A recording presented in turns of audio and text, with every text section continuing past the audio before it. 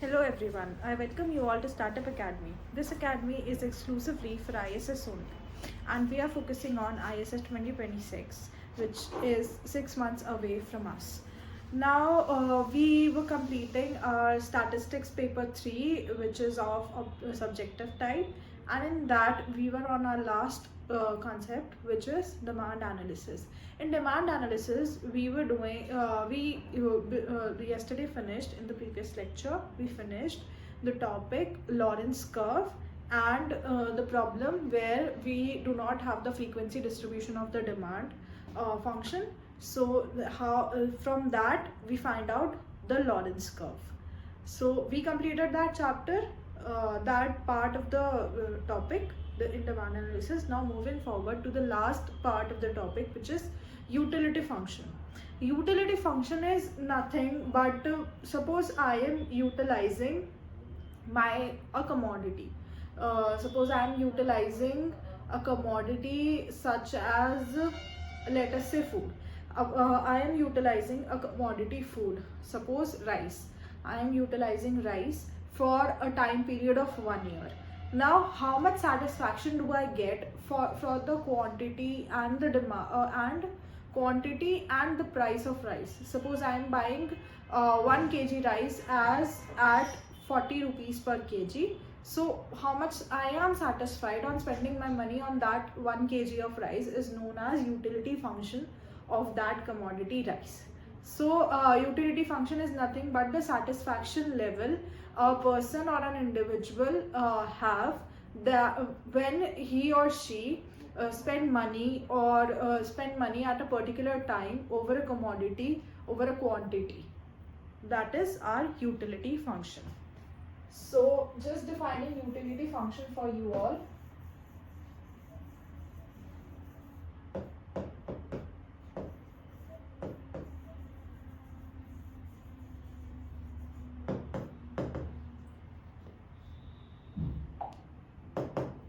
Utility function. Utility function can be defined as, it denotes the measurement, it denotes the measure of satisfaction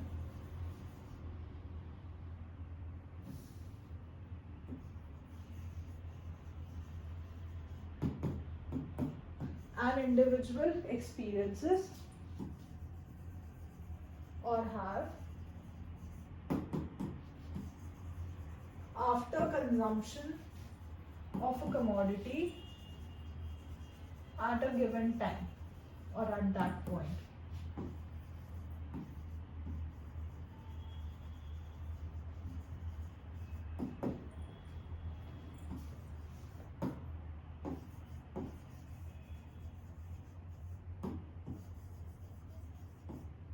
In simple terms, this is our utility function. How much, if I'm finding the utility function for me for the consumption of rice, how much am I satisfied at that particular point of time on spending my money on that much quantity or on 1 kg of rice. That is my utility function. Now there are marginal utilities also. Suppose we have suppose there is an individual which has 2 commodities, x1 and x2, and the individual is I. Suppose this is an individual and it consumes 2 commodities, x1 and x2. This is our individual I, which consumes x1 and x2 in quantities small x1 and small x2 respectively. So the marginal utility function, if we say that marginal utility function of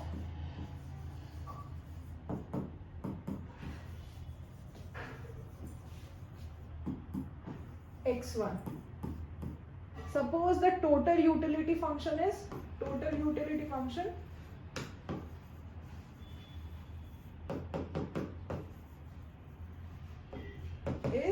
ux. So marginal utility function of x1 will be differentiation of ux with respect to x1, where ux is the function of both x1 and x2.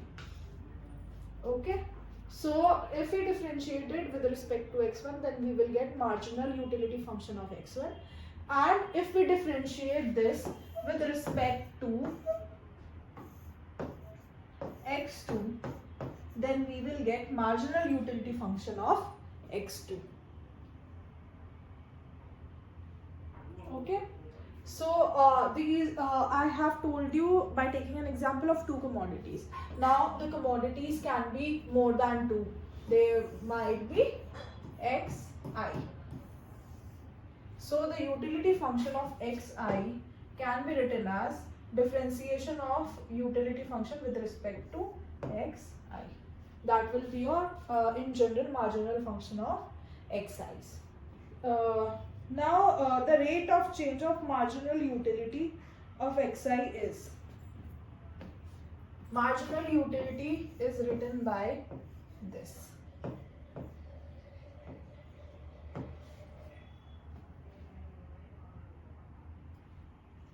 Now the next concept is the rate of change of marginal utility function.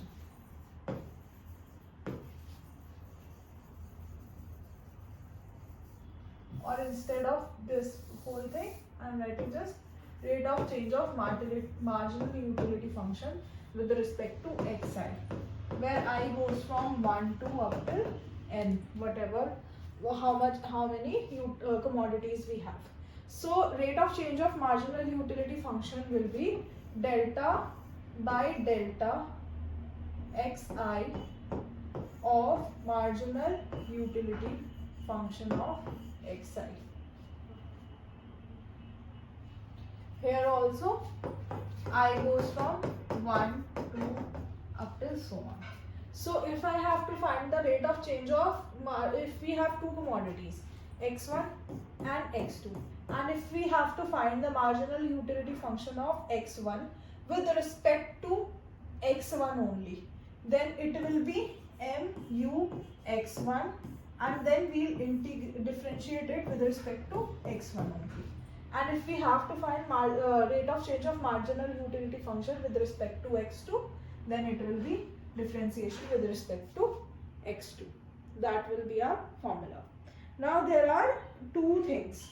The rate of change of marginal utility function has two cases. Case 1. Sorry. If the rate of change of marginal utility function of xi with respect to xi is greater than 0, then it is an increasing function.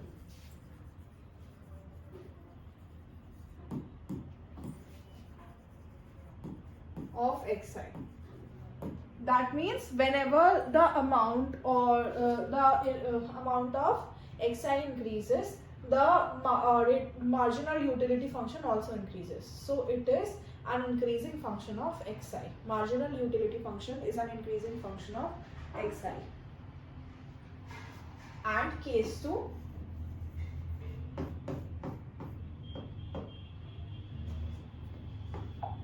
When the marginal utility function of xi with respect to xi is less than 0. If it is less than 0, then it is decreasing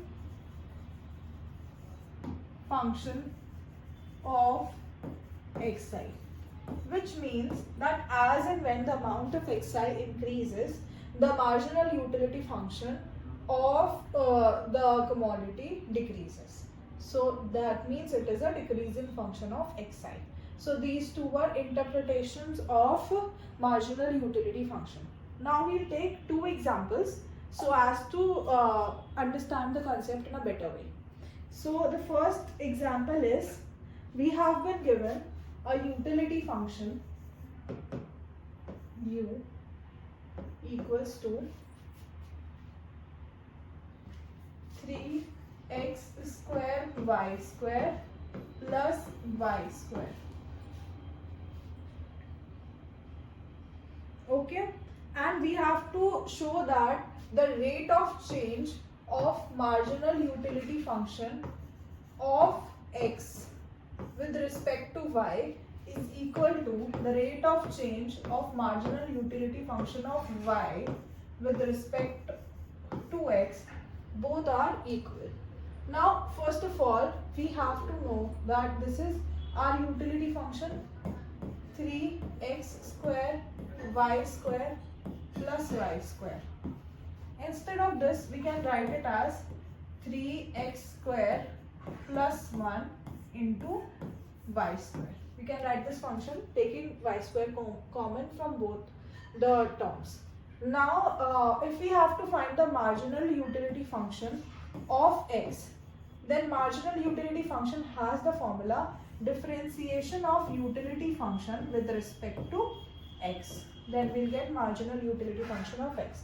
If we differentiate this with respect to x, y square will remain as it is and it will be 6x plus 0, which will give us nothing but 6xy square. I hope it is clear. This is normal rule of differentiation. Now we have to find the rate of change of marginal distribution function of x with respect to y. For this we have to differentiate it again with respect to y this time. So it was differentiating with respect to y of 6, what was the term? 6xy square, x y square. Now 6x are termed as constant here, so they will be out 6x, and d by dx of dy of y square will be 2y. So we will get the answer 12xy. Let this be our equation number 1. Okay, I hope you understood this. Now moving forward to the next topic, which is MVY, which is marginal utility function of y. Now marginal utility function of y has the formula differentiation of utility function with respect to y. Now utility function was nothing but differentiation of with respect to y square 3x square plus 1. This was the utility function. Now 3x square plus 1 will be taken as a constant, will be considered a constant. We'll take it outside. So we will be left with dy by dy of y square.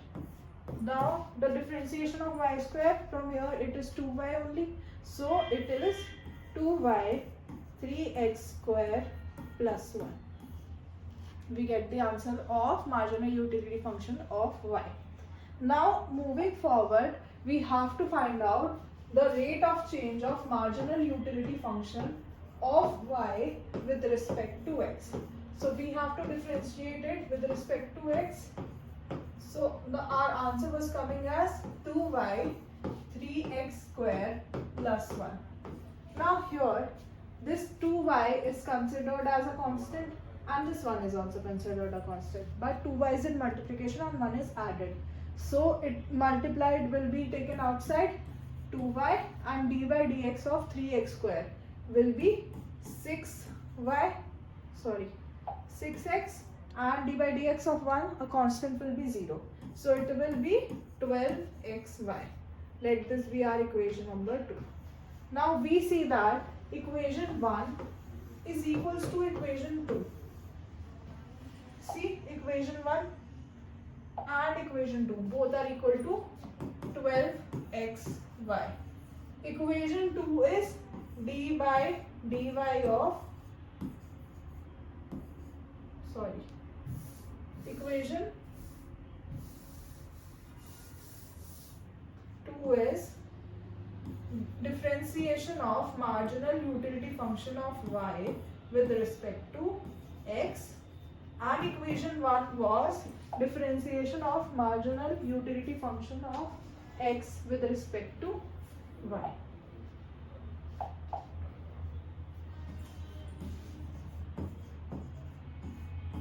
With respect to y. And this is what we had to prove in the question, and we have to do. So we can write hence proved. Okay. I hope this question is clear, much more clearer, and the concept is much more clearer with all of you.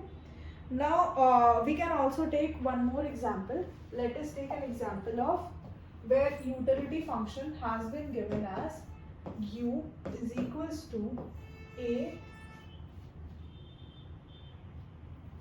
x1 plus b x2 plus c under root x1 x2. Now if we have to find the utility function, first of all we have to find the utility function of rate of change of utility function.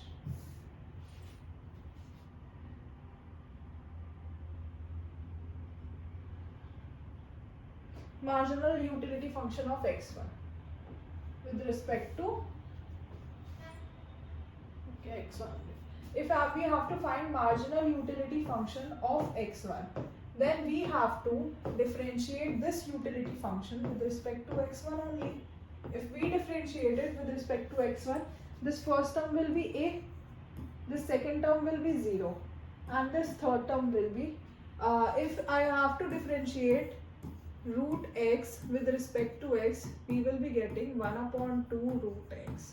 So it will be c will be remaining as a constant, and this will be c upon 2 root x1 x2, and x1 x2 again to be differentiated will give us x2 only, because x1 is differentiation of x1 is 1.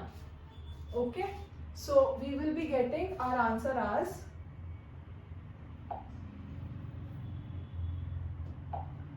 a plus cx2 upon 2x1 x2.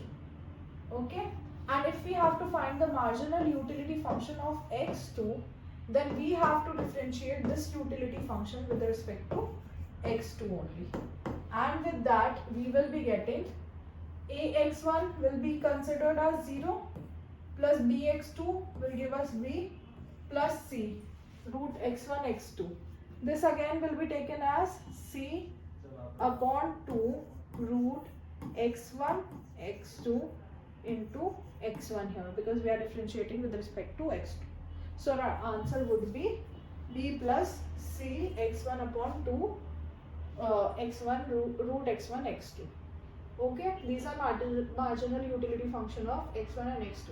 If we have to find the rate of change of marginal utility function of x1 with respect to x2, then we will differentiate this again with respect to x2.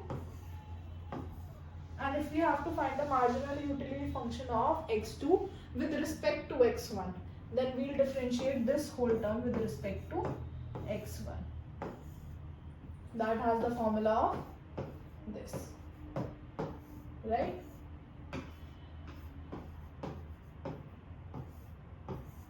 That you can do for yourself. That is our homework for you. Now I hope that this concept is clear of the utility function. We'll move forward in this concept in the next lecture. If you have any doubt, or if you are not being able to understand, then you can ask in the comment section or on our WhatsApp channel. Only relevant doubts will be answered. All the best. Thank you.